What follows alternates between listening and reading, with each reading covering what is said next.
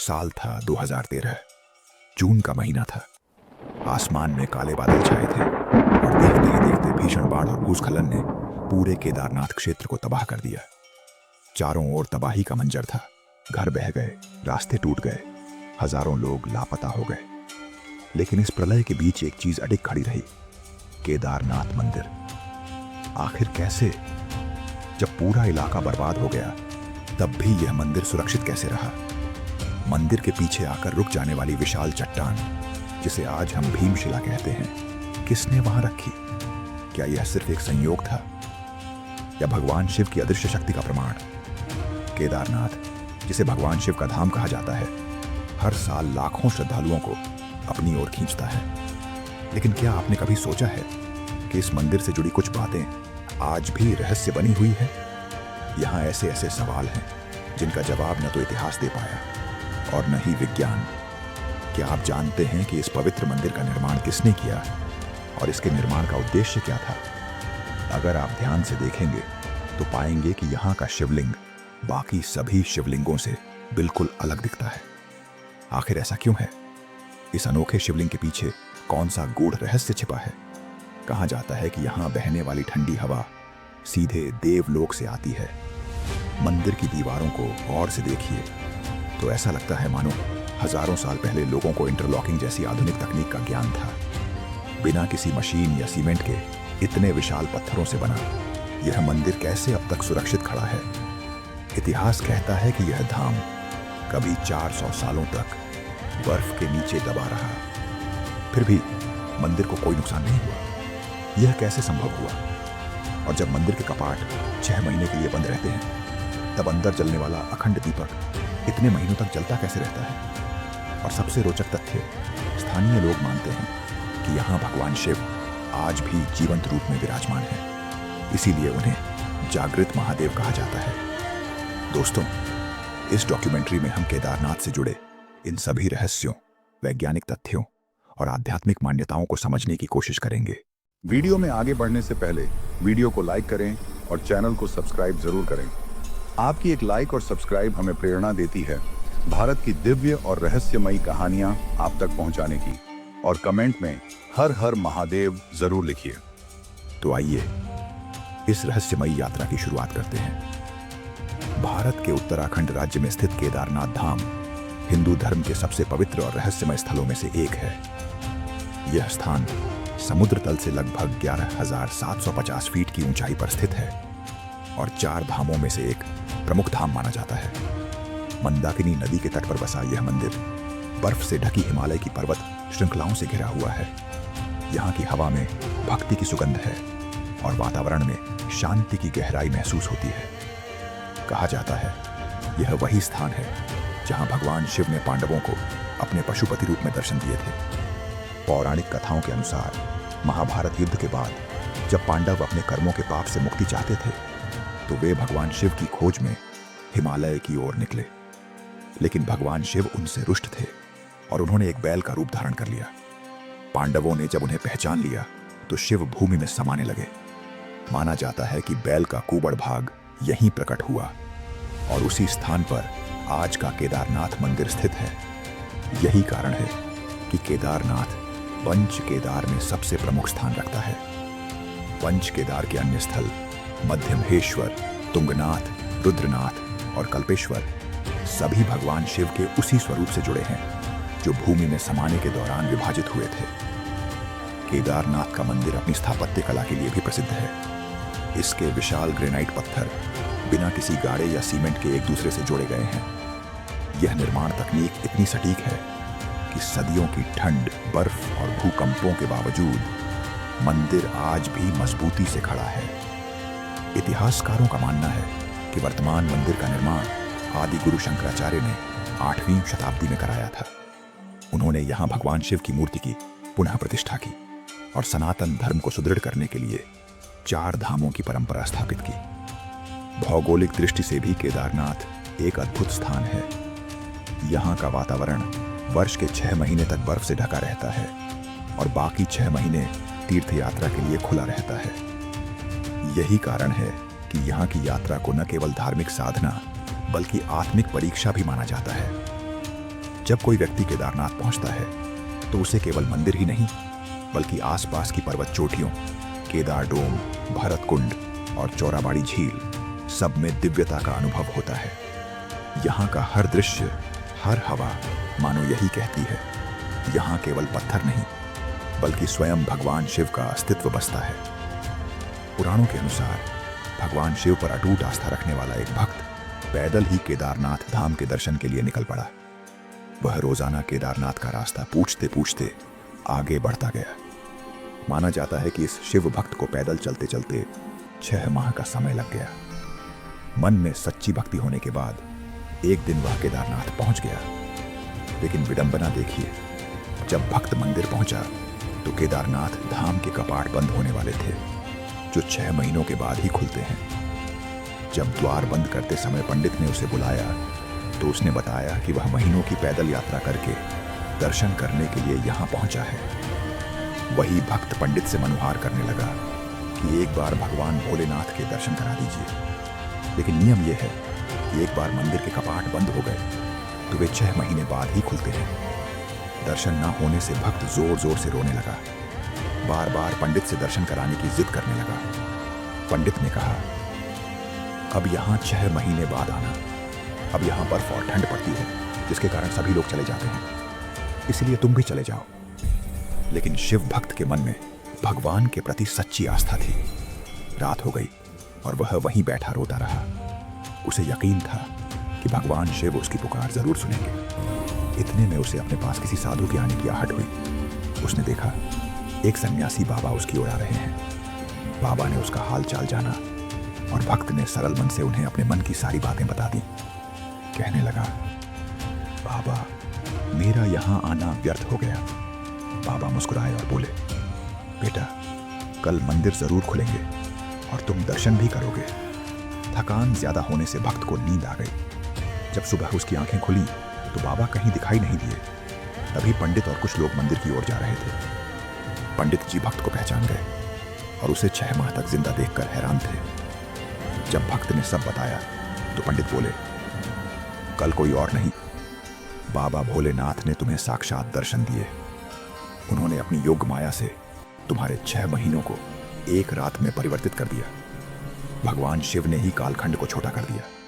पंडित ने कहा, यह सब तुम्हारी सच्ची उपासना और अटूट श्रद्धा से हुआ है। भक्त भी भोलेनाथ की लीला को समझ गया। इसीलिए केदारनाथ को जागृत महादेव कहा जाता है।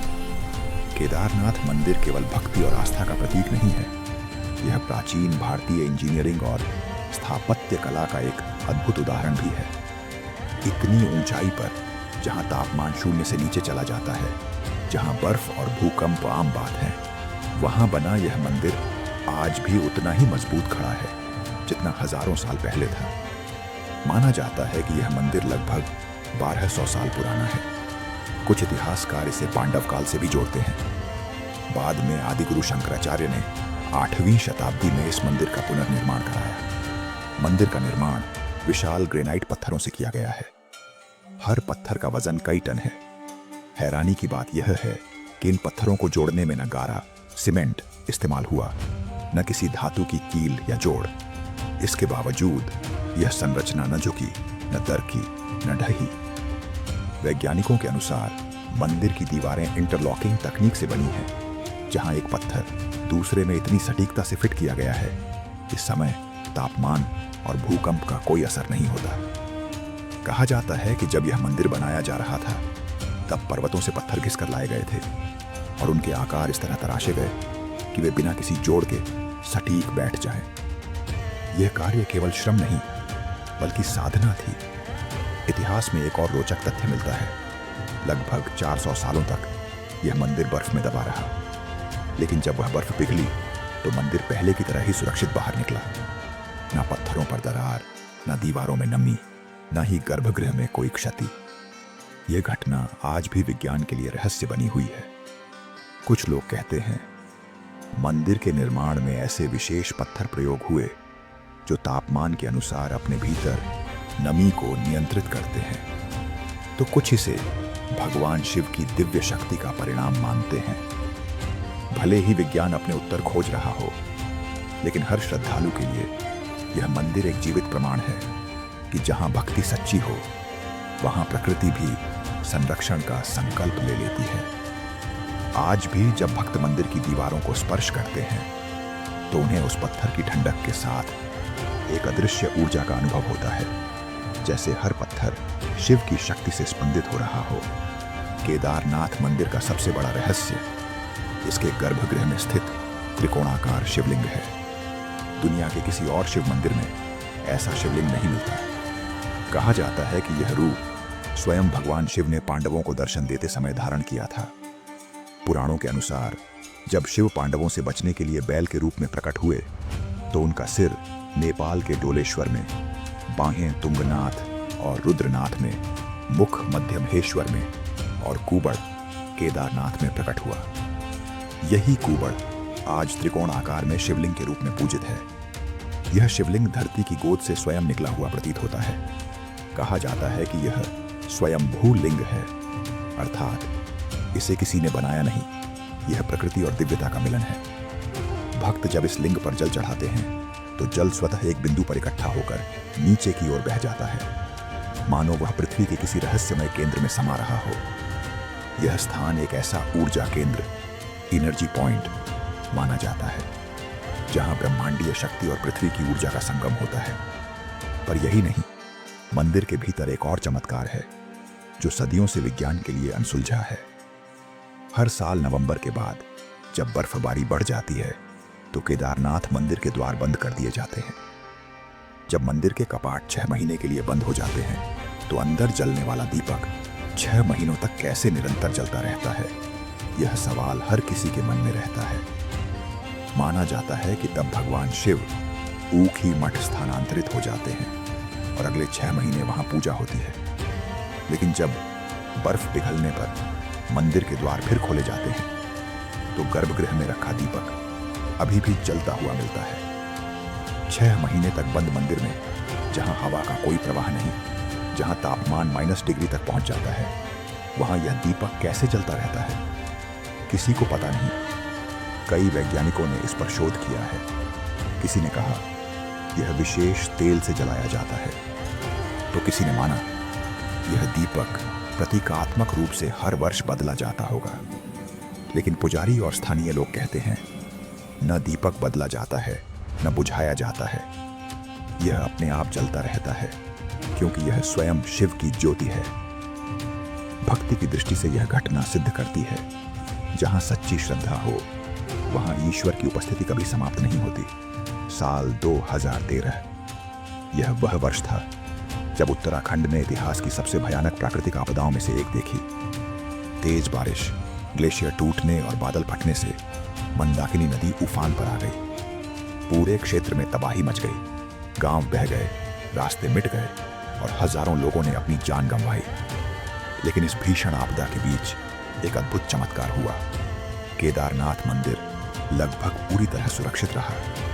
बाढ़ के बाद जब बचाव दल पहुंचा तो उन्होंने देखा मंदिर के ठीक पीछे से एक विशाल चट्टान आकर रुक गई थी।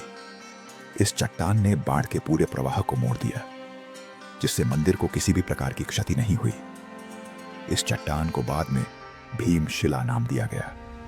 स्थानीय मान्यता के अनुसार यह वही भीम है, पांडवों में से एक, जिन्होंने अपने दिव्य बल से यह शिला वहीं स्थापित की ताकि भगवान शिव के निवास की रक्षा हो सके। आज भी जब भक्त मंदिर के पीछे उस शिला को देखते हैं तो उनके मन में एक ही भाव उठता है, यह कोई सामान्य पत्थर नहीं, यह दिव्य हस्तक्षेप का प्रतीक है। वैज्ञानिकों ने जब इस घटना का अध्ययन किया तो उन्होंने कहा यह एक नेचुरल रॉकफॉल था जो संयोगवश मंदिर के पीछे आकर रुक गया। लेकिन प्रश्न यह रहा, इतने बड़े क्षेत्र में जहां सब कुछ बह गया, वहीं मंदिर और उसके चारों ओर कुछ फीट की सीमा तक सब कैसे सुरक्षित रहा? इस प्रश्न का कोई निश्चित उत्तर नहीं मिला। कई लोगों के लिए यह संयोग नहीं बल्कि शिव की योजना थी। केदारनाथ की यह घटना आज भी यह संदेश देती है, जब प्रकृति क्रोधित होती है तो विनाश अवश्य होता है, पर जहां आस्था होती है वहां रक्षा भी होती है। आज जब कोई व्यक्ति केदारनाथ पहुंचता है तो उसे वहां केवल एक मंदिर नहीं बल्कि मानवता की अटूट श्रद्धा का प्रतीक दिखाई देता है। वह जानता है यह स्थान पत्थरों से नहीं बना, यह विश्वास से बना है। और शायद यही कारण है कि हर वर्ष जब भक्त इस कठिन यात्रा पर निकलते हैं तो वे केवल दर्शन के लिए नहीं जाते, बल्कि उस अनुभूति के लिए जाते हैं जहां मन, आत्मा और ब्रह्म एक हो जाते हैं। हिंदू धर्म में केदारनाथ को उन स्थलों में से एक माना जाता है जहां पापों से मुक्ति मिलती है। यह मंदिर कर्म, ज्ञान और भक्ति के 3 मार्गों का प्रतिनिधित्व करता है। ऐसा माना जाता है कि केदारनाथ के दर्शन करने से जीवन मृत्यु के चक्र से मुक्ति मिलती है और मोक्ष की प्राप्ति होती है। दोस्तों, यह भी कहा जाता है कि केदारनाथ में जो हवा चलती है वह सीधे स्वर्गलोक से आती है, क्योंकि जब आप केदारनाथ जाएंगे तो वहां की हवा में कुछ अलग है, कुछ दिव्यता है जिसे आप महसूस कर सकते हैं। यह मंदिर न केवल पौराणिक और ऐतिहासिक दृष्टिकोण से महत्वपूर्ण है, बल्कि आज भी करोड़ों श्रद्धालुओं के लिए आस्था और भक्ति का प्रमुख केंद्र है। क्या आप कभी केदारनाथ गए हैं? और आपके मन में जो सवाल है हमें कमेंट में अवश्य लिखिए। मिलते हैं जल्दी एक नए वीडियो के साथ। तब तक के लिए अपना ख्याल रखिएगा। हर हर महादेव।